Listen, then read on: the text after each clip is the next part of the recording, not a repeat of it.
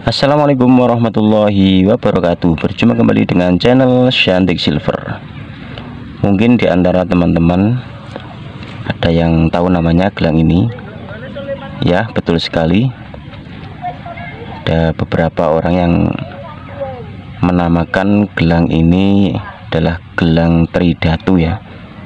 Gelang khas Bali. Atau orang Jawa bilangnya gelang telon ya, seperti ini. Nah, di video kali ini kita akan berbagi tutorial cara pembuatan gelang tali Tridatu mix batu Tibet dan batu alam ya, seperti ini. Jadi seperti apa caranya, simak terus video ini sampai akhir.